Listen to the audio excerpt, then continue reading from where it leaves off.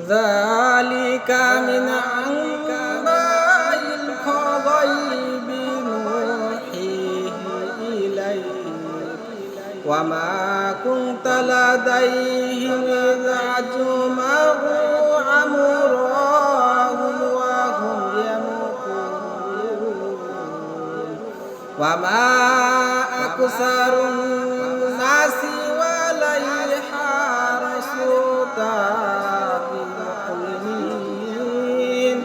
وما تسألهم عليه من أجر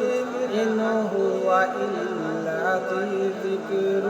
للعالمين وكأين من آية في السماوات والأرض يمرون عليها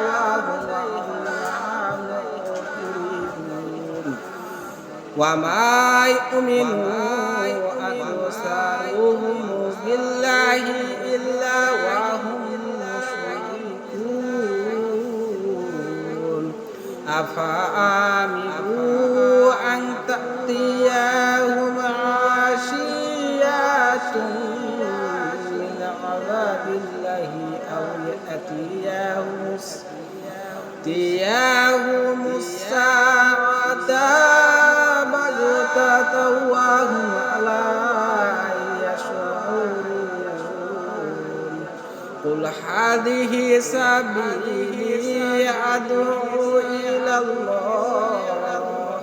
على بصيرة أنا ومن اتبعني وسبحان الله وما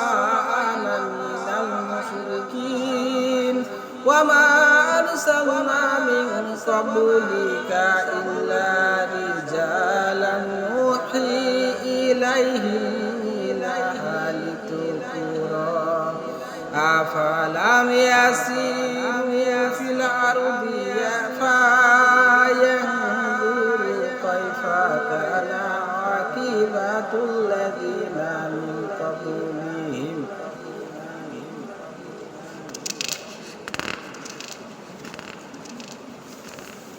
ولا دار الآخرة خير للذين اتقوا أفلا تعقلون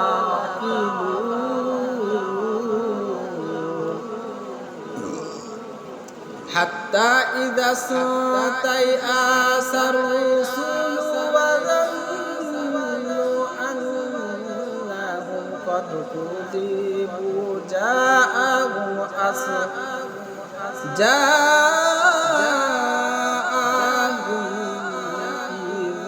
إذا استيأس الرسل وظنوا أنهم قد كذبوا جاءهم نصرنا فنجي من نشاء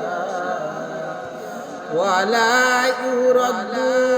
بأساسنا وعن قوم مجرمين لقد كان في قصصهم عبرة لأولي الألباب ما كان حديثا يفترى ولكن تصديق الذي بين يديه وتفصيل كل شيء وهدى